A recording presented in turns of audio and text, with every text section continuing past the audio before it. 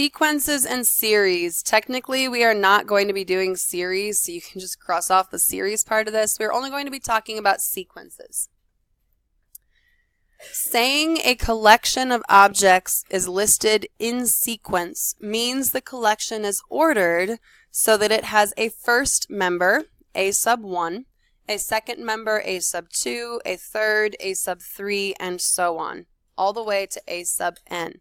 So this notation, a sub, is talking about the position of the number in the sequence.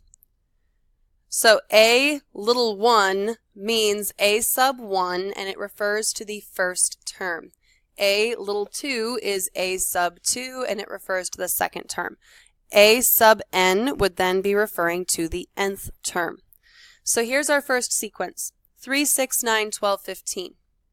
Can anyone see a pattern in 3, 6, 9, 12, 15? Going up by 3. We're increasing by 3 each term. There's usually a pattern to the sequence. It might be super easy to find, it might be more complex, but there is usually some sort of a pattern. A sequence has a domain and range. Normally the domain is the x values of a function and the range is the y values of a function. In sequences, the domain is the term number, the position of each term. So this sequence would have a domain of 1, 2, 3, 4, 5, because there's 5 terms in the sequence. The range is the actual terms in the sequence, 3, 6, 9, 12, 15. A sequence can be finite. This one is finite because it doesn't have comma, dot, dot, dot at the end. If it has comma, dot, dot, dot at the end, that means the sequence continues with that pattern through infinity. Okay, turn to the next page.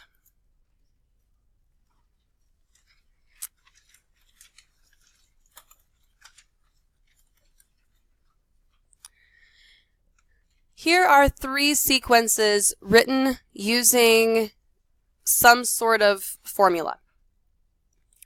A sub n equals 2n plus 3. A sub n refers to the nth term, and 2n plus 3 tells you how to get that number. So they want us to write the first 6 terms. We are going to find a sub 1, a sub 2, a sub 3, and so on. And so on, and so on. So the first term, a sub 1, you find the first term by plugging 1 in place of n. So 2 times 1 plus 3. 2 times 1 is 2, 2 plus 3 is 5. So our first term is 5. A sub 2, the second term, we plug in 2. 2 times 2 plus 3. Which is 7. The third term, a sub 3, plug in 3. 2 times 3 plus 3 is 9. After you have about 3 terms, you might be able to start seeing the pattern. Does anyone see the pattern in this sequence so far? We're increasing by 2. So 5 plus 2 is 7, 7 plus 2 is 9. So what is the fourth term going to be? 11, and then 13, 15. If you do this, notice it says show your work. If you notice the pattern and you finish the sequence using the pattern, you might simply want to write increasing by 2. That way, if somebody looks at your work, they will see, oh, they figured out the pattern and they used the pattern to finish the sequence. I'm not super picky about this, but whatever. Then, technically, because we're writing a sequence, we should write our answer as 5, 7, 9, 11, 13, 15. And I'll add a dot, dot, dot at the end because this sequence is infinite. It would continue to a 7th, 8th, 9th, 227th term. The next sequence is a little bit different. A sub n equals 3 times 4 to the n. So for our first term, we need to do 3 times 4 raised to the first. It is important that you do exponents before multiplication. So 4 to the first is 4. 4 times 3 is 12. Second term, 3 times 4 squared. You must do the exponent before you do the multiplication. 4 squared is 16. 16 times 3, 48. Okay, take a moment and find the third term and the fourth term. So our sequence is 12, 48, 192, 768, 3,072, 12,288. Now I want you to take a moment, and we're not spending a whole unit on sequences, so this isn't a huge deal for you to recognize this, but I want you to see the connections in math whenever possible. This first sequence looks like y equals mx plus b, so 2 is kind of like our slope.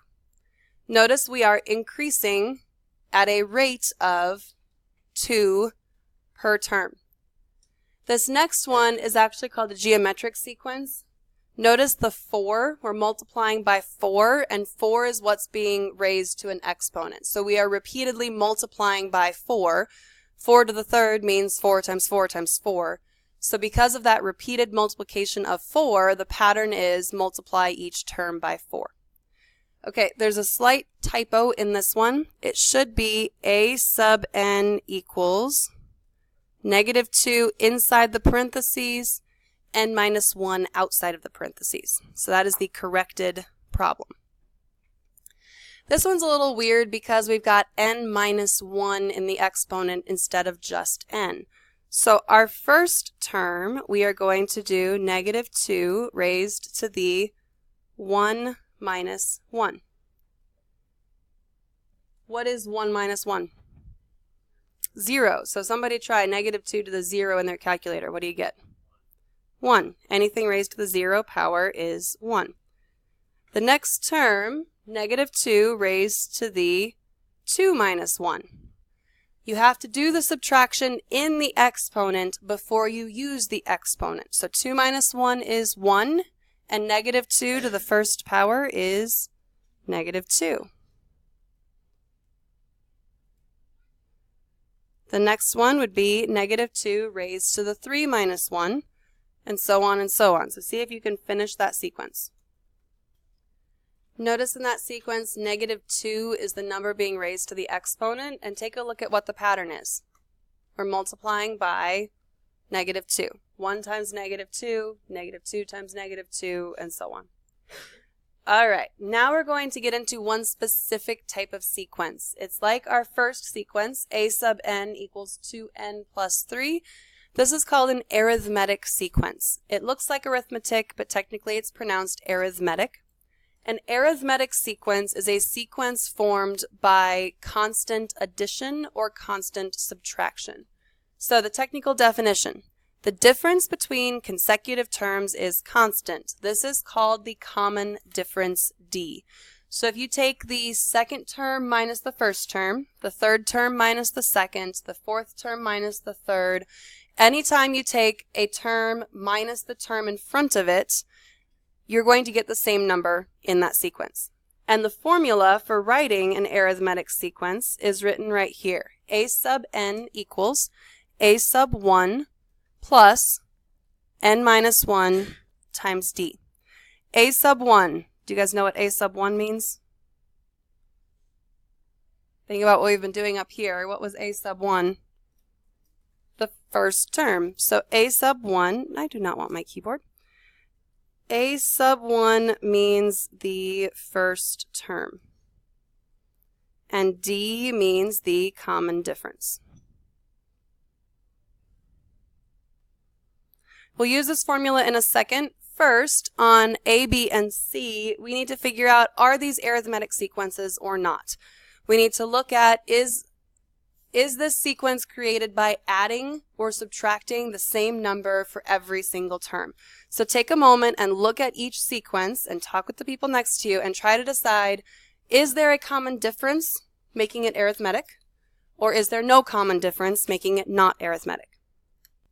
So in sequence A, we're adding 4, then adding 4, then adding 2, then adding 2, then adding 4. Is that a constant number? No, so it's not an arithmetic sequence.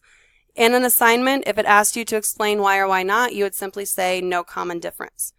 In B, notice we are adding 6, adding 6, adding 6, adding 6. So yes, this is an arithmetic sequence. Your common difference is 6. If you did 29 minus 23, you'd get 6. 23 minus 17 is 6, and so on. The next one, our common difference is negative 6. So yes, this is arithmetic. Your common difference is negative 6. Okay, I would write next to your example, a sub n equals a sub 1 plus parentheses n minus 1 times d. I am going to highlight where you're actually going to plug numbers into. You're going to plug numbers into a sub 1 and you're going to plug something into d. So for our first example, our sequence is 5, 11, 17, 23, 29. You might recognize this from example A up above. What are we, or sorry, example B, I think, up above. What are we adding for each term? 6. So our common difference is 6.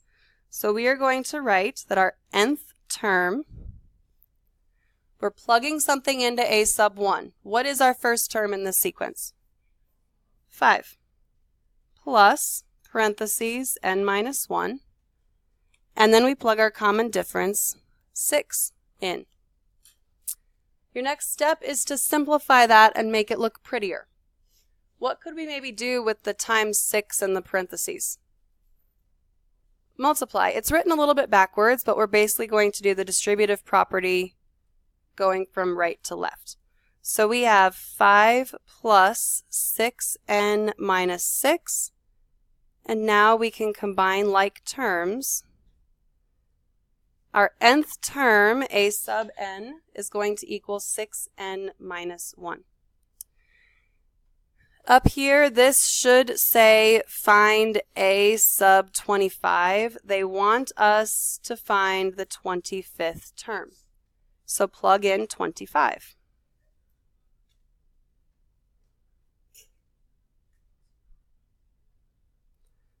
$150 minus 1, 149. Okay, I want you to try B on your own. Okay, so we're increasing by 15. A sub n equals our first term 32 plus n minus 1 times 15. We distribute and simplify. What is 32 minus 15?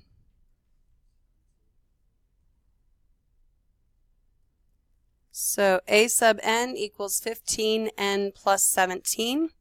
That is our rule for the nth term. Then they want us to find a sub 25, so plug 25 in. And somebody with a calculator is going to have to help me out with that. What is it?